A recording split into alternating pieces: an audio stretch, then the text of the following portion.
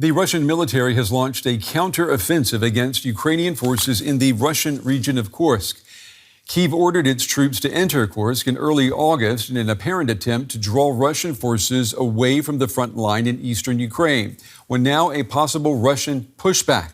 Russian troops have reportedly recaptured several villages from Ukrainian forces in the region. Russian forces are on the offensive in Kursk. Moscow claims to have recaptured several settlements in the region. Ukrainian President Volodymyr Zelensky said that despite Russian gains, things were going according to plan. That's what the Kursk operation did. Maybe someone expected different results, but it gave the results that, frankly, we expected. The enemy has been stopped in the Kharkiv region, and the progress in the Donetsk region has been slowed down. Although it's very difficult there, the situation there is still far from positive. But nevertheless, they've withdrawn their forces in other areas.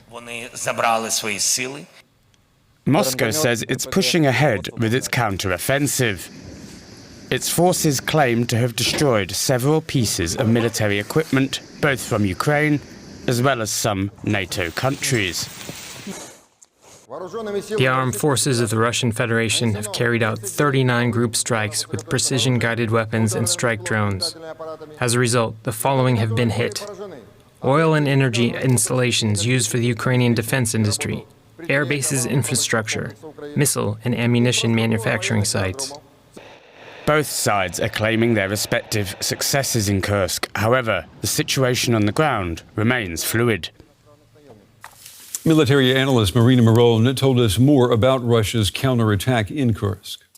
Well, it seems like the Russian forces are trying to attack the Ukrainian western flank. And so they're moving from the direction of Kornevo towards Sucha. However, it's too early to tell whether this counteroffensive is going to be successful.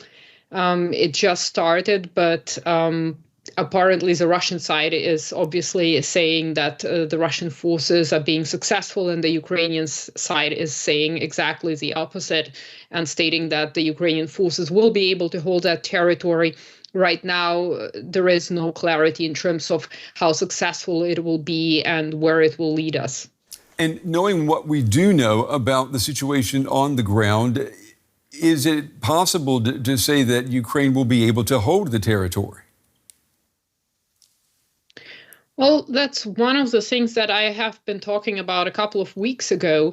The problem is that Ukraine will need a lot of resources and also logistics in order to hold that territory, meaning that the troops that could have been used elsewhere along the line of contact, and the obvious place would be around Kursk, are suffering because the Ukrainian armed forces have to hold that territory because the Ukrainian command tells them to hold that territory. How long they will hold it depends, of course, not just on Ukrainian logistical capability and the amount of forces they have, but also on the Russian ability to conduct the counteroffensive that they have just started.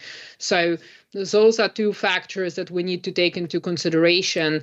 Probably they will be able to hold that territory, but strategically speaking, does it make sense for them to hold on to that territory, given the fact that it doesn't really have any strategic meaning? If the Ukrainian military had the green light to use long-range missiles and to hit deeper inside Russia, would that make a difference right now? Would we be talking about a completely different situation in Kursk tonight? Well, the problem is that the Russians have been hearing this for at least a month, Ukraine pleading to use long-range weapons. And so they had enough time to prepare and to move everything that is of value outside the range of ATACMS, which have the longest range of the weapons that Ukraine has at its disposal. And therefore, the question here is, can Ukraine target those strategic command and control posts, and can it effectively destroy them?